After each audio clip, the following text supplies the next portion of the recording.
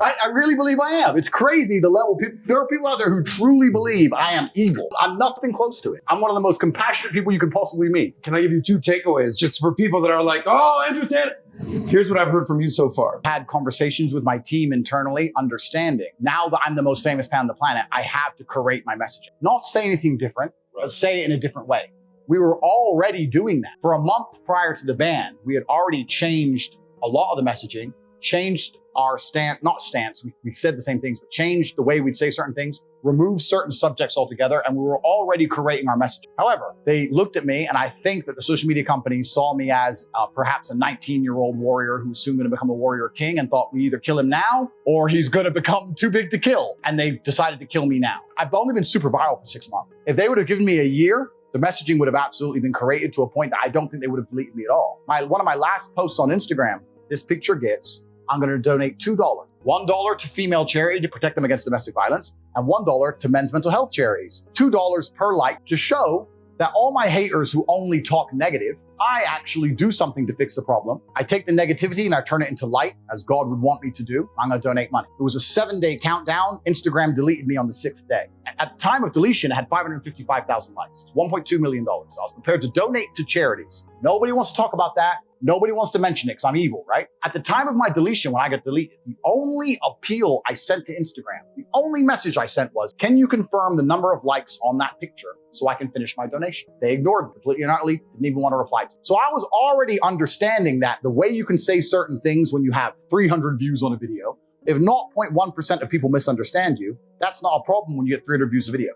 That is a problem when you get 3 million views of video. So me and my team had already accepted this, already decided upon it, and had already implemented. But the momentum was so strong and the rise was so meteoric, the social media companies, even a month after our implementation, decided, I'm sure they sat around and said, we kill him now or he's going to become too famous to kill. And they thought, we have to try and kill him now. Now they have failed. Rumble in and of itself has proved they've failed. I get more views on my Rumble videos than I got on my YouTubes. When I did a YouTube live, I had around 12,000 viewers. On my first ever Rumble live, I had 127,000. On my second, I had 75,000. So they've martyred me and made me more famous than ever. But the message has already been created and changed, where it cannot be a detriment. That's the entire internet. That's anybody. We've already talked about modern culture, having sex with the devil on TV, transgenders, whatever they're trying to do, make kids chop the dicks off, whatever. We've talked about all this. So that's the entire internet. That's not an argument against me. That's an argument against the internet as a whole. But I was responsible enough as an adult to say, okay, I'm still going to take that in mind and I'm still going to be responsible for that myself and change my messaging, which I intended on doing. But they already decided to nuke me absolutely and completely. And that's where part of me, I don't want to be too defiant. I'm certainly not looking to go to war with anybody. But part of me is kind of like, I would have never ever been controlled opposition because I can't be bought and sold. But I would have had very, very detailed conversations with social media. But my messaging will remain true. The things I say, I do mean. They are genuinely a positive. And this could have been a positive experience for social media for me. How much money did I bring to social media companies? I'm the most viewed man on the planet. Not a single monetized video. They wouldn't monetize. Billions of unmonetized views. How much money were they making? Yeah. Like, it could have been great for everybody. But they got emotional, sat somewhere in California, emotional, decided I was evil, and they decided to go the destructive route. So it's kind of like, you know when the Germans tried to negotiate with the Russians in World War II? There was negotiations at the beginning, and the Russians spoke a lot. All they've done is damage their stock price.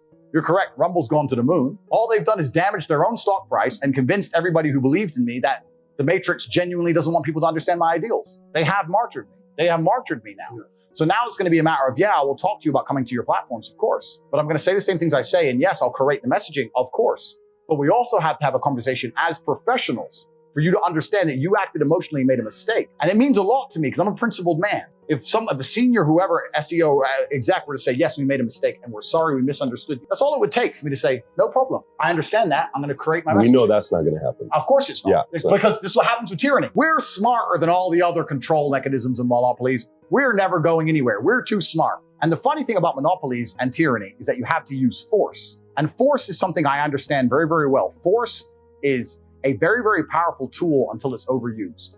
Let's use the Romanian example just because I live in Romania. It's the only reason I'm going to use it. There's a riot, there's a protest, you send the army. Get rid of it. Riot, protest, send the army. Get rid of it. Riot, protest, send the army. Try and get rid of it. They won't leave. Open fire on protesters. Too much. People have had a fucking enough. Then you end up ousted. There comes a point where you can use force, but once it's overused and people don't believe in your fairness, people don't believe in the fact that you're non-biased, and you're still using force, there is a mass uprising. This is the human nature. I truly believe my banning was that moment in social media. The stock prices reflect it. My views on Rumble reflect it. One crazy guy in fucking Bucharest. And then you're going to see a mass flood. And I didn't want this war. I didn't want this. This is what social media companies forced me to do. But this is the situation they're currently in, whether they realize it and see it or not. But my cancellation has made me more successful than ever before. So now what? You shot me with your biggest bullet. I'm still here. What do you do now? And that is the responsibility is on them. If they can remove their emotions from disliking me and actually look at the chessboard, they're going to see they have a lot of pressure on some key square.